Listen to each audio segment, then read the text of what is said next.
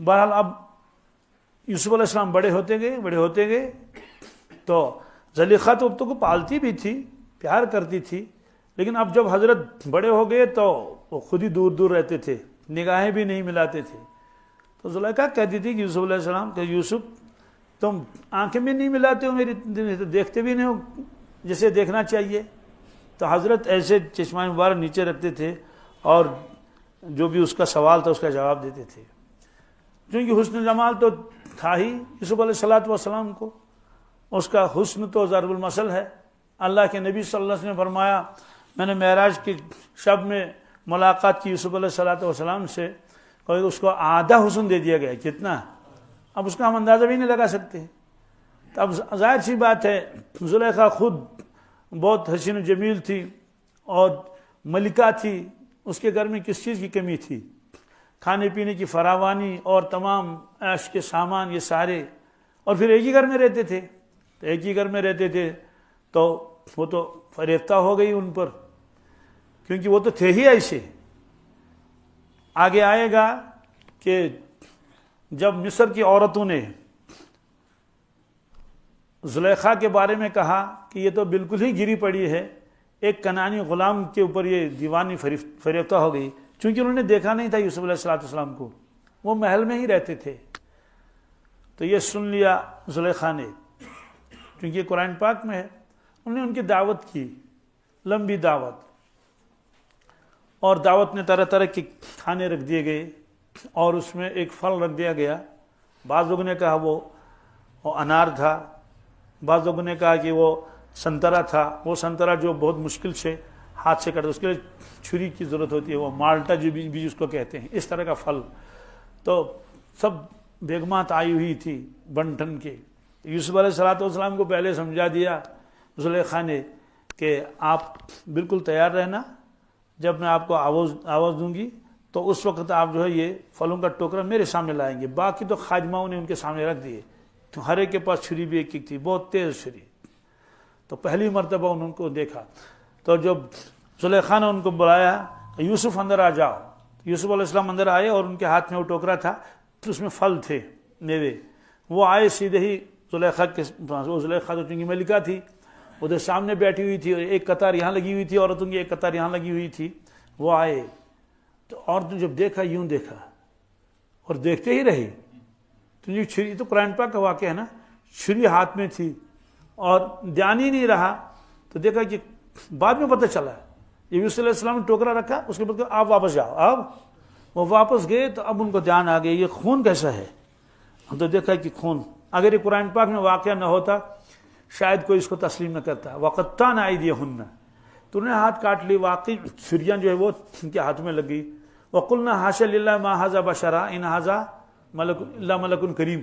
انہوں نے کہا کہ یہ انسان نہیں ہے، کیا یہ تو کوئی فرشتہ ہے. تو اس کے بعد وہ دعوت ایسی رہ گئی کیونکہ ہاتھ زخمی ہو گئے. پھر مرہم پٹی والے آ گئے اور انہوں نے سبوں کی پٹیاں باندھ دی. تو زلیخا نے کہا بس اتنا ہی مقصد تھا. کیا مقصد؟ یہ تھا کہ تم نے تو ایک مرتبہ اس کو دیکھا اور اپنے ہاتھ کاٹ ڈالے، یہ تو میرے ہی گھر میں ہے اور یہیں پلا بڑا جوان ہو گیا، تو اگر میں اس پر دیوانی ہوئی تو میرا کون سا قصور ہے. تو آپ تو بے قابو ہو گئے، ایک مرتبہ دیکھ کر ہاتھ بھی کاٹے. میں نے ہاتھ کبھی نہیں کاٹے، میں نے ہاتھ خلاصے حضرت تھے ہی ایسے. زلیخا دیوانی ہوگی، ہونا ہی چاہیے تھا، ظاہر سی بات ہے، حسن جمال ایسا تھا. لیکن یوسف علیہ السلام تو نبی تھے نا، وہ کیسے قابو میں آ سکتے تھے؟ یہ بھی سمجھاتے تھے کہ بھی ڈراتے تھے، کیا کیا کیا اس نے. بہرحال بہت وہ کیا. تو اور اکیلی نہیں، ان کی جو وہ خادمائیں تھیں وہ بھی تو اس کا ساتھ دیتی تھی. بالکل وہ صلی اللہ علیہ وسلم نصیحت کرتی تھی، دیکھو یہ تمہاری مالکن ہے، اس کا تمہارے پر احسان ہے، آپ نگاہیں چراتے ہو اور یہ آپ کو بلاتی ہیں، آپ اس طرح سے ٹھیک سے جس کی طرف دیکھتی بھی نہیں ہو، وہ یہ ساری چیزیں ان کی بات ماننی چاہیے. تو حضرت سنتے رہتے تھے. تو زلیخا خود کہتی تھی کہ تم میرے غلام ہو، تمہیں میری اطاعت کرنی چاہیے. حضرت فرماتے تھے بالکل میں آپ کا غلام ہوں، ہر کام کی اطاعت کرتا ہوں، لیکن جس میں اللہ ناراض ہو جائے اس میں کیا آپ کی اطاعت کیسے کروں. تو سمجھاتے بھی تھے حضرت نرمی کے ساتھ. یہ اس میں فرمایا کہ پھر آخر زلیخا نے کہا یہ تو قابو میں آتا نہیں ہے، لیکن جائے گا بھی کہاں. تو اس نے خادماؤں سے کہا کہ میرا جو کمرہ ہے خاص اس کو سجا لو. اس کو بہت سجایا، عجیب طرح سے. تو اس میں ایک سونے کا بت بھی رکھا ہوا تھا, وہ پرستش کرتے تھے بت کی, سارے ہی کرتے تھے. یوسف علیہ السلام کے بارے میں ان کو معلوم تھا کہ یہ ایک خدا کو مانتا ہے, دیکھتے بھی اس کو, یہ ایک خدا کی پرستش کرتا ہے. اور جو ان کا معبد تھا یعنی عبادت خانہ, ان کے کاہنوں کو بھی معلوم ہوا تھا کہ یہ کنانی غلام ہمارے معبود کی عبادت نہیں کرتا ہے, وحدہ لا شریک کی عبادت کرتا ہے. چپ کے دیکھتے بھی تھے کس کی عبادت کرتا ہے. اور یوسف علیہ السلام تو ہر وقت اللہ تعالیٰ کی تعریفیں کرتے رہتے تھے, کہتے ہیں کہ اللہ وحدہ لا شریک ہے, میرا اللہ وہی ہے جس نے آسمان زمین کو بنایا, یہ چھوٹے چھوٹے خدا یہ میرا کچھ نہیں کر سکتے. یہ ساری چیزیں ان کا معلوم تھا, اس کا عقیدہ دوسرا ہے, ہمارا عقیدہ دوسرا ہے. ہمارا خادماؤں سے کہا کہ وہ کمرہ سجا کے رکھ دو, سجا دیا. پھر زلیخا وہاں خود پہنچی اور عجیب و غریب قسم کا لباس لگایا. اس کو بھی اللہ نے حسن جمال ادا کیا تھا اور عقل بہت زبردست طوفانی قسم کی. تو پھر یوسف علیہ السلام کو بھیجا, اس خادمہ کو کہا یوسف علیہ السلام کو بلاؤ. تو وہ جب آتے تھے بلانے کے لیے کہتے تھے کہ بانو زلیخا آپ کو یاد فرماتی ہیں, اس طرح سے. انہوں نے کہا ٹھیک ہے, حضرت تشریف لے گئے. اور خادماؤں سے کہا تھا کہ جس دروازے سے یہ اندر جاتا رہے گا آپ اس کو لاک کر لینا. تو اندر داخل ہو گئے, خادمہ نے لاک کر لیا. اندر داخل ہو گئے, خادمہ نے لاک کر لیا. خادمہ کو معلوم تھا کہ مجھے کیا کرنا ہے. اس سے زلیخا نے کہا پھر آخری دروازہ جب ہوگا آپ چلے جانا. کیا بس اندر پہنچ گئے. تو پہلے سے بھی رہتے تھے, بٹھایا اس کو. اب پہلے تعریفیں کرنے لگی اس کی, کہنے کہ یوسف علیہ السلام, یوسف تمہارے بال کتنے حسین ہیں. حضرت نے فرمایا کہ قبر میں جا کر یہ بال سب سے پہلے علیحدہ ہو جائیں گے. حالانکہ انبیاء علیہ الصلوۃ والسلام تو محفوظ ہوتے ہیں نا, لیکن آپ نے ایک عام بات کہہ دی اس کو سمجھانے کے لیے.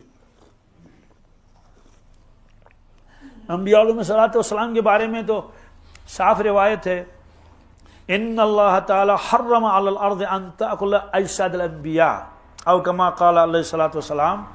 اللہ تعالیٰ نے زمین کے اوپر حرام کیا ہے کہ وہ انبیاء علیہ الصلوۃ والسلام کے مقدس جسم کو متاثر نہ کرے, کھائے نہیں. یعنی کسی بھی نبی کا جسم مقدس کا کوئی بھی عضو وہ زمین کے اندر خراب نہیں ہو سکتا ہے, یہ حرام کر دیا گیا ہے زمین کے اوپر.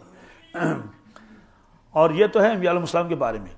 لیکن دوسرے اولیاء کے بارے میں یا جو بہت بزرگ گزرے ہیں شہداء وغیرہ, ان کے بارے میں تو ہے کہ کسی کی قبر جو ہے 200 سال کے بعد کھولی گئی وہ تو ویسے ہی نکلا, کسی کے 300 سال کے بعد کھودی گئی تو وہ بھی نکلا.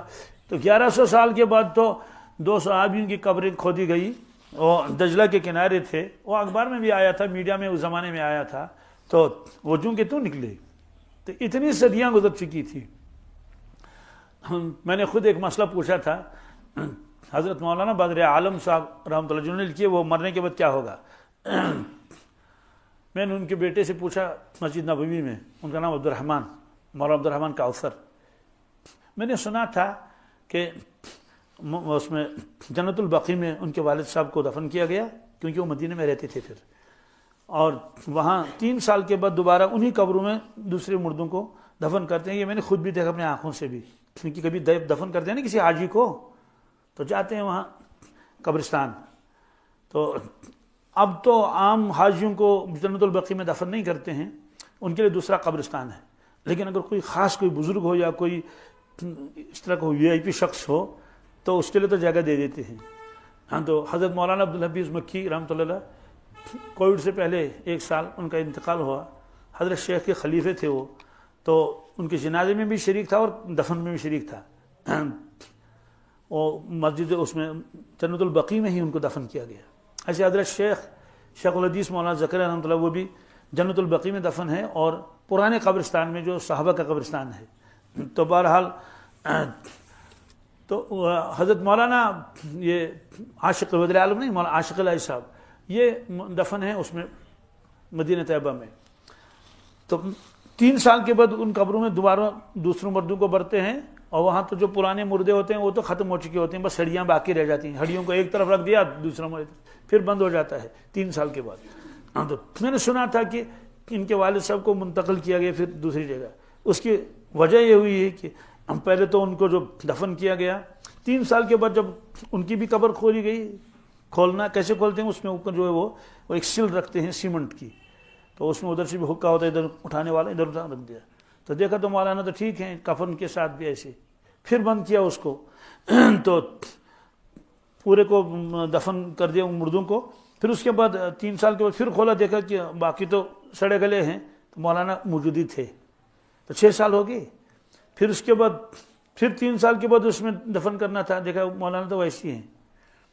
تو یہی میں نے ان کے صاحبزادے سے پوچھا کہ حضرت کیا ایسا صحیح ہے؟ انہوں نے کہا ہاں. میں نے کہا کتنے سالوں کے بعد ان کو منتقل کیا گیا دوسرے کا؟ کہا 12 سال کے بعد. کیا 12 برس کے بعد؟ انہوں نے کہا بھائی یہ تو شخص پتہ نہیں کون ہے، یہ تو جیسا ہم نے ان کو دفن کیا تھا تو ویسا ہی ہے، اس لیے کیوں نہ اس کو پرانے قبرستان میں دفن کر لے جس کو اب کھولنا ہی نہیں. تو حضرت کو وہاں دفن کر لیا گیا. تو یہ حال ہے ان کے غلاموں کا. آقا کا عالم کیا ہوگا؟ انبیاء علیہ السلام محفوظ ہوتے ہیں. تو بہرحال یوسف علیہ السلام نے اس کو خاموش کرانے کے لیے کہا کہ جب انہوں نے بالوں کی تعریف کی، آپ نے کہا یہ بال تو علیحدہ ہو جائیں گے، اس لیے آپ کی آنکھیں کتنی خوبصورت ہیں. تو حضرت نے فرمایا کہ قبر میں جا کر تو آنکھیں بھی پھٹ جاتی ہیں. اس طرح سے ہر بات کا جواب دیتا تھا. تو آخر میں بہت اس کا سمجھایا کہ تمہیں میری بات ماننی چاہیے، اطاعت کرنی چاہیے. تو آخر میں صاف ہی کہہ دیا. قرآن پاک نے فرمایا وراودتہ التی هو فی بیتہا، کہ اس نے اس کو بہت مائل کیا اپنی طرف، یوسف علیہ السلام کو. اس عورت نے جس گھر میں وہ یوسف علیہ السلام تھے، عورت کا نام نہیں لیا. عورت کا مفسرین نے لکھا تھا اللہ تعالیٰ نے اس کو چھپا کے رکھا کہ مناسب نہیں اس کا نام لینا، ضرورت کیا ہے. اصل تو مقصد بتانا تھا یوسف علیہ السلام کتنے پاک و صاف نکلے. تو ان نفس ہی یوسف علیہ السلام کے مبارک نفس کو اپنی طرف مائل کرنے کے لیے، جس کو پھسلانا بھی کہتے ہیں اردو والے، ڈورے ڈالنا بھی کہتے ہیں، پھانسنا بھی کہتے ہیں، اس نے کوشش کی. اور وغلت الابواب، دروازوں کو بند کیے. 7 دروازے تھے. کتنے؟ یعنی کوئی مکان نہیں تھا، وہ تو محل ہے نا، وہ تو بادشاہ کی بیوی تھی. تو عجیب غریب محل بنا رکھا تھا. آج بھی وہ مصر کے اندر احرام مصر بھی ہیں اور دوسری چیزیں بھی ہیں، یہ ساری چیزیں ہیں، پرانے مکانات بھی ہیں. تو وہ بڑا محل ہے بادشاہ کا. کمروں کے اندر کمرے، پھر ایک دروازہ، پھر دروازے، پھر یہاں تک کہ باہر والا دروازہ آتا ہے. تو یہ 7 دروازے ہیں. کتنے؟ اس لیے قرآن پاک نے فرمایا دروازہ بند نہیں کیا، ابواب، دروازے بند کیے. غلق الابواب، یہ تو کثرت پر دلالت کرتا ہے اور بہت مضبوط. کیونکہ بادشاہوں کے دروازے ایسے نہیں ہوتے تھے اتنے مضبوط تاکہ کوئی دشمن حملہ نہ کرے. اتنے موٹے دروازے اور بڑے بڑے دروازے، اور وہ تالے اتنے مضبوط ہوتے تھے. شاید آپ نے دیکھا ہوگا لال قلعہ، اس کا تو دروازہ تو میرے خیال میں 100 آدمی بھی اس کو دروازے کو ایک پٹ کو نہیں اٹھا سکتے. اس طرح سے مضبوط دروازے ہوتے تھے. تو گھروں کے اندر بھی مضبوط دروازے ہوتے تھے. تو سارے دروازے بند کر لیے. وقالت حیت لک، اور آخر میں کہا میں تمہارے لیے تیار ہوں بالکل، مطلب گناہ کی دعوت دی. حضرت نے فرمایا معاذ اللہ، کیا اللہ کی پناہ، کیا مطلب یہ ہے کہ میں تو اللہ کی پناہ میں ہوں، یا یہ کہ اللہ مجھے اس سے بچا لے. انہ ربی احسن مثوائے، کہ سنو کہ جو تمہارا شوہر ہے میرا وہ مالک ہے. عربی میں اس مالک کو رب بھی کہتے ہیں. اللہ کے نبی صلی اللہ علیہ وسلم نے فرمایا کہ بھائی اب اپنے غلام اپنے آقاؤں کو رب نہ کہا کرے، کیونکہ رب تو اللہ تعالیٰ ہی ہے. لیکن اس زمانے میں رب کہتے تھے. آج بھی رب استعمال ہوتا ہے اضافت کے ساتھ. رب المال، کیا مال کا مالک. رب البیت، گھر والا. تو ظاہر سی بات یہاں رب سے مراد اللہ تعالیٰ نہیں ہے. کہ انہ ربی، بے شک وہ، یعنی آپ کا شوہر بادشاہ عزیز مصر، وہ میرا مالک ہے. اس نے میرا مجھے خریدا ہی نہیں، احسن مثوایا، میں کتنا بہترین ٹھکانہ اس نے دیا، کس عزت سے رکھا. اور پہلے ہی دن اپنی اہلیہ سے اس نے کہا کہ اکرمی مثوا ہو، کہ بھائی اس کو عزت کے ساتھ رکھو. عسیٰ ان ینفعنا، امید ہے کہ اس سے ہم کو نفع پہنچے. اور چونکہ وہ لاولد تھے کہ آؤ نتخذ ولدا، یا ہم اس کو بیٹا بنا لیں. تو گویا کہ بادشاہ نے اس کو خریدا ہی تھا اس نیت سے کہ اس کو ہم بیٹا بنا لیں گے تو بیٹے کی طرح اس کو پالیں گے. اسی لیے بیٹے کی طرح اس کو خود تلوار بازی اور گھوڑ دوڑ سکھاتے تھے. اور جب مشورے ہوتے تھے تو یوسف علیہ السلام کو بلاتے تھے. ضمناً کوئی اتفاقاً کوئی کام بھی کر لے، جیسے کوئی پانی لایا، جیسے اور کچھ کیا، تو حضرت تو خود کرتے تھے، بٹھاتے تھے اس کو. ادھر اور وزراء بیٹھے ہوئے، ادھر یہ بھی بیٹھے ہوئے، اور سب لوگوں کو معلوم تھا یہ کنعان کا ہے. کیا تو اس کو کہتے تھے یہ کنعانی غلام ہے. تو فرمایا کہ اس نے مجھے اچھا ٹھکانہ دے دیا، تو مجھے تو چاہیے کہ میں اس کی عزت کروں اس کے ناموس کی، اور اب مجھے ایسے دعوت دے رہے ہیں اس گناہ کی. انہ لا یفلح الظالمون، بے شک ظالم لوگ کبھی کامیاب نہیں ہوتے. انہیں نعوذ باللہ اگر میں ایسا کام کروں گا، میں تو ظالم ہوں، تو میں ایسا کام کیسے کروں؟ کیا میں یہی بدلہ دیتا ہوں اپنے آقا کو جس نے مجھے خرید کے بیٹے کی طرف پالا؟ یہ وہم گمان ہے آپ کا، بس کریے، یہ بتا دیا اس کو. تو ظالم کامیاب نہیں ہوتے. اس کا مطلب تو یہ کہ اگر کسی شخص نے کسی کے ساتھ احسان کیا تو احسان کے بدلے میں احسان ہی کرنا چاہیے. حدیث پاک میں ہے زنا تو حرام ہے ہی، کبیرہ گناہ ہے، اور زنا کی وجہ سے ایمان کا نور دل سے نکل جاتا ہے. یہ 4 گناہ حدیث میں ہے. لا یزنی الزانی حین یزنی وہو مومن، جو آدمی اس بڑے گناہ میں مبتلا ہوتا ہے وہ مومن نہیں رہتا. ولا یسرق السارق حین یسرق وہو مومن، جو چوری کرتا ہے وہ مومن نہیں رہتا ہے، اور جو شراب پیتا ہے وہ مومن نہیں رہتا ہے، جو لوٹ کر رہا ہے وہ مومن نہیں رہتا ہے. عبداللہ ابن عباس سے پوچھا گیا کہ حضرت مومن نہ رہنے کا کیا مطلب ہے؟ کیا وہ اللہ تعالیٰ کا انکار کرتا ہے؟ حضرت نے فرمایا ایمان کا نور اس کے سینے سے نکال دیا جاتا ہے.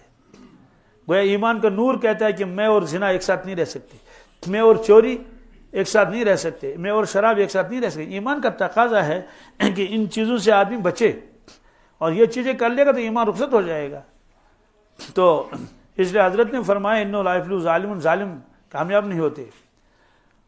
اور وَلَقَدْ ہمت بھی، اس میں لقد لگایا. قد کے معنی یقین، تحقیق، لام کے معنی اور زیادہ تحقیق، جیسے قد قامت الصلاۃ، یقیناً نماز کھڑی ہو گئی، اب اس میں دیر نہیں ہے. وَلَقَدْ یقیناً، البتہ، پختہ ارادہ کیا تھا عورت نے بھی یوسف علیہ السلام کا. وَحَمَّ بِهَا، حضرت نے بھی ارادہ کیا، حضرت نے بھی. اب سوال ہے کس کا؟ زلیخا نے تو ارادہ کیا گناہ کا. وَحَمَّ بِهَا، حضرت نے بھی ارادہ کیا کس کا؟ آگے ہے لولا ارا برہان ربی، اگر وہ نہ دیکھتے اللہ کی دلیل. آج اس میں مفسرین کرام مختلف چیزیں لکھیں گے کہ ہم بہا سے کیا مراد ہے، لیکن ان کے لیے ولقد ہمت الگ لکھا اور حضرت کے لیے ہم بہا الگ لکھا. بعض لوگوں نے کہا کہ چونکہ زلیخا تھی اور وہ حسین و جمیل تھی، اور چونکہ اور کوئی خطرہ بھی نہیں تھا، اور دروازے بھی بند تھے، تالے بھی پڑے ہوئے تھے، کسی کے آنے کا ڈر نہیں تھا، زلیخا خود دعوت دے رہی ہے، حضرت نوجوان ہیں اور کنوارے ہیں، یہ ساری چیزیں، کہ ہلکا سا خیال آتا اگر وہ برہان نہ دیکھتے. برہان، یہ 2 چیزیں، یہ مضمون بہت گہرا ہے، اس کو سمجھنا ہے. اگر وہ برہان نہ دیکھتے تو ارادہ کر لیتے، نا خیال آتا اگر برہان نہ دیکھتے. برہان کیا ہے واللہ عالم، کیا ہے کچھ پتہ نہیں. کسی نے کہا کہ اس وقت آپ نے ایسے دیکھا تو والد صاحب کو دیکھا، ان کی شکل مبارک دیکھی تو ایسے اپنے انگلی مبارک کو دانتوں میں دبایا کہ یوسف ایسا نہ کرنا. بعض لوگوں نے کہا نہیں، برہان سے مراد نور نبوت. کیا ہو تو نور نبوت تو پہلے سے ہی تھا، یا اور کوئی تجلی جو بھی ہو. اگر نہ دیکھتے تو کیا کرتے؟ ہم بھی اس عورت کا ارادہ کرتے. کس چیز کا؟ گناہ کے خیال کا نہیں. بعض لوگوں نے کہا ہاں خیال تو آ سکتا ہے، تو یہ اس سے تو اور زیادہ ان کی پاکیزگی ثابت ہو جاتی ہے کہ خیال آ سکتا ہے لیکن پھر بھی اس پر عمل نہیں کیا. لیکن بہت سارے مفسرین نے کہا یہ تو ہے ہی نہیں اس کا مطلب. کیا؟ دل بھی اس کو مانتا نہیں ہے. اولیاء کی شان ایسی ہوتی ہے، نبیوں کے تو اس کا اندازہ نہیں لگا سکتے. بہت سارے بزرگوں کے بارے میں لکھا ہے کتابوں میں کہ گناہ صغیرہ تو کیا نہیں، کبیرہ کا خیال بھی نہیں آیا. کیا؟ کیوں کہتے ہیں یہ تو محفوظ ہوتے ہیں اولیاء کرام، اور انبیاء علیہ السلام معصوم ہوتے ہیں. وہ معصوم ہیں، یہ محفوظ ہیں. اس کو ایک بزرگ نے فرمایا انبیاء علیہ السلام حاضر باش، اولیاء کرام آتے ہیں جاتے ہیں. کیا؟ یعنی جیسے بادشاہ کا دربار لگا ہوا ہے تو ایک شخص تو حاضر باش ہے، ہر وقت وہیں رہتا ہے، دوسرا آتا جاتا ہے، دونوں کا تعلق بادشاہ کے ساتھ ہے. تو اولیاء انبیاء کا تعلق خصوصی ہوتا ہے اللہ تعالیٰ کے ساتھ. اب یہ ہم بہا کیا مطلب ہے؟ اصل میں یوسف علیہ السلام نے دیکھا کہ نہیں مانتی ہے. کیا کرے؟ کیا آپ چپت ماروں یا دھکا دے دوں، اس کو پیچھے ہٹا دوں؟ لیکن گوارا نہیں کیا کہ اس نے مجھے تو کھلایا پلایا ہے. یہ سوال پوچھا تھا علامہ احمد بن مبارک سلجماسی نے اپنے پیر کامل سے، شیخ عبدالعزیز دباغ رحمۃ اللہ امی ولی. کیا حضرت مفسرین نے طرح طرح کی باتیں لکھی ہیں. یوسف علیہ السلام نے کیا ارادہ کیا تھا؟ حضرت یوسف علیہ السلام نے تھپڑ مارنے کا ارادہ کیا تھا. کس کا؟ تو وَلَقَدْ ہمت بھی، کہ زلیخا نے ارادہ کیا کہ اس سے گناہ کروائیں گے، چھوڑیں گے نہیں آج اس کو، تو حضرت نے فرمایا یہ نصیحت سے تو مانتی نہیں، کیا تو کیا ہاتھ اٹھانا پڑے گا؟ لولا ارا برہان ربی، اگر برہان نہ دیکھتے تو شاید دھکا دیتے اس کو، کیا پیچھے کر دیتے، ہٹا دیتے۔ گناہ کے خیال کا تو تصوری نبی کو گناہ کا خیال کیسے آئے گا جس پر تو وحی نازل ہوتی ہے۔ اور دو ہی چیزیں انسان کو گناہ کراتی ہیں، یا نفس شیطان، کیا انبیاء علیہ السلام تو شیطان تو وہاں آتا ہی نہیں، کیا کرے گا، اور نفس تو ان کا پاکیزہ ہوتا ہے، مطمئن۔ تو بہرحال ابھی اس کے یہ بحث ہے، تو یہ آپ دیکھیں محمد بھی۔ اس کے بعد کیا ہوا، وہ تو آگے بھی آئے گا، حضرت نے اللہ کی طرف توجہ کی کہ یا اللہ مجھے بچا لیجئے۔ کیا بچانے کا مطلب یہ ہے کہ یہ تو آگے میرے پکڑ لے گی، کیا کر لوں گا میں، اب دھکا بھی نہیں دے سکتا، اس لیے اس نے مجھے کھلایا پلایا ہے، میں تو اس کو گویا کہ ماں کی طرح سمجھتا ہوں، تو اب میں کیا کروں گا؟ تو فوراً وہی نازل ہوئی، الہام ہو گیا کہ آپ دروازے کی طرف چلو۔ دروازہ اگرچہ باہر سے بند ہے لیکن ہم اس کو کھول دیں گے، ہم اس کو۔ حضرت نے ایسے دیکھا ایسے دیکھا، اور تو دروازہ تو ایک ہی ہے نا، تو حضرت چلے، دروازے کے پہنچے، فوراً دروازہ کھل گیا۔ اس کے بعد حضرت نے دوڑ لگائی تو دوسرے دروازے پر پہنچے، وہ بھی کھل گئے۔ زلیخا نے جب دیکھا کہ یوسف علیہ السلام تو بھاگ گئے، اسے وہ بھی پیچھے دوڑی، وہ دوڑتی گئی، دوسرا دروازہ کھل گیا، تیسرا دروازہ کھل گیا، 7 دروازوں تک پہنچے۔ 7ویں دروازے کو کھلنے میں تھوڑی سی دیر لگ گئی، وہ اللہ کو کرنا تھا، یہاں تک کہ زلیخا پیچھے پہنچی اور ایسے ہاتھ ڈال کے یوں کر لیا تو کرتا پیچھے سے پھٹ گیا۔ اب 7واں دروازہ کھل گیا تو سامنے سے عزیز مصر تھا، اس کا تذکرہ آگے آئے گا، یہاں دوسری بات مجھے کہنی ہے۔ تو اللہ تعالیٰ فرماتے ہیں کہ اگر حضرت برہان نہ دیکھتے تو ارادہ کرتے، یعنی اس کو مارنے کا، سزا دینے کا، کہ زبان سے تو مانتی نہیں ہے، اب کیا ہاتھ اٹھانا پڑے؟ من رأى منکم منکرا فلیغیرہ بیدہ، تو حضرت نے کچھ نہیں کیا۔ اور کذالک لنصرف عنہ السوء، اللہ تعالیٰ فرماتے ہیں کذالک، اسی طرح سے، لنصرف عنہ السوء، تاکہ ہم نے ایسا ہی کیا تاکہ ہم برائی کو یوسف علیہ السلام سے دور رکھیں۔ کیا الفاظ خود بتا رہے ہیں، ایک یہ کہ یوسف علیہ السلام برائی طرف جائیں گے، نہیں، یوسف علیہ السلام سے برائی کو دور رکھیں گے۔ برائی آنا چاہتی ہے اس کی طرف، فحشا آنا چاہتا ہے اس کی طرف، لیکن اللہ تعالیٰ نے فحشا سے کہا آگے مت بڑھو، یہ یوسف ہیں، کیا ہیں، لنصرف عنہ السوء والفحشاء، کیوں، انہ من عبادنا المخلصین، فرمایا کہ یوسف علیہ السلام مخلص ہیں، کیا ہیں، یعنی میرے برگزیدہ بندوں میں ہیں،